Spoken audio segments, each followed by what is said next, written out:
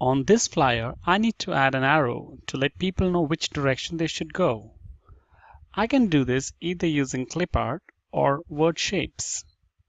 Let's give it a try using one of the word's ready-made shapes.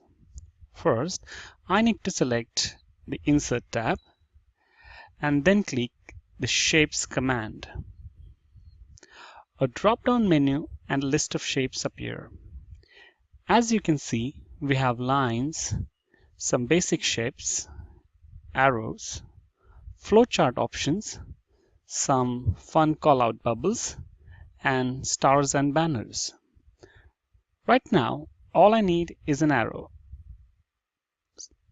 There are so many different types of arrows that you can choose from. I want this one. If I left click the notched arrow icon, the menu disappears and my cursor becomes a crosshead. Now all I have to do is left click my mouse by holding it down and drag it to the size I want, and then release the left mouse button. The arrow appears in my document. That was pretty easy. As you can see, we are no longer on the Insert tab. Once I insert a shape into my document, the Format tab appeared. This is Word's way of only giving us what we need when we need it. Now I can access this tab whenever my shape is selected. If I happen to click outside of the shape, the Format tab momentarily disappears. To get the Format tab back, all I have to do is click on the shape and the Format tab appears. Some of the basic things you can do to a shape include resizing, moving, and rotating it. To resize a shape, first click on a shape, then click on one of the blue sizing handles. Wait for the cross to appear, then drag and release your mouse. When you see the size, that'll work. What about moving a shape? You can click, hold, and drag your left mouse button anywhere on the shape to move it. To rotate a shape, click on the shape and then click on the green rotating handle and hold it down with left mouse button. You have the option to rotate your shape anywhere within a 360-degree angle. Now let's see about adding text.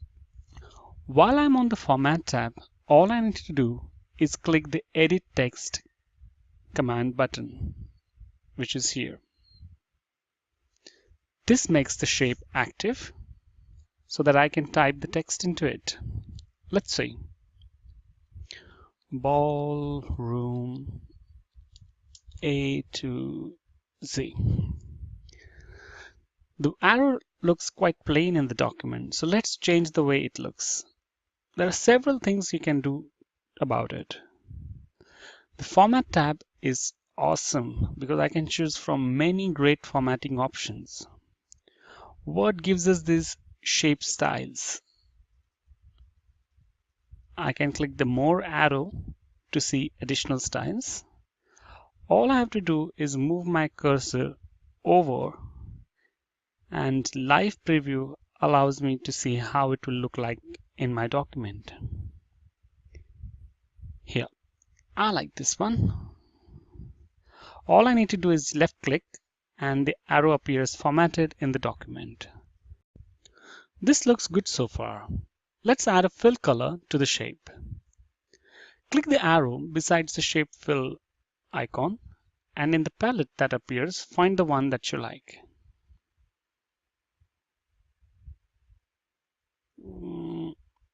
I like this purple one. It matches with my text box color. It looks like I need to change the color of my text so that people can actually see it. If I highlight my text and go to the Home tab and click on the Font Color option, I can change my font options. In the Text Basics lesson, we learned how to format text. So I need to change the color, size, and position.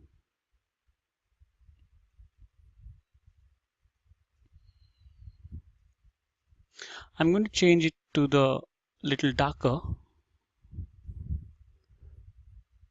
This one. And the home tab, I'm going to select here. Yeah. Now you can actually see the text. Now all I need to do is click on my shape to return to the Format tab. I'm happy with the color of my shape outline, but I could change it from here if I want to. It works the same as the shape fill. Now what if I'm not sure I like this arrow? Word allows me to change shape easily right from the shape style group. Just left click on the change shape icon and choose the one you want. Let's try this right arrow.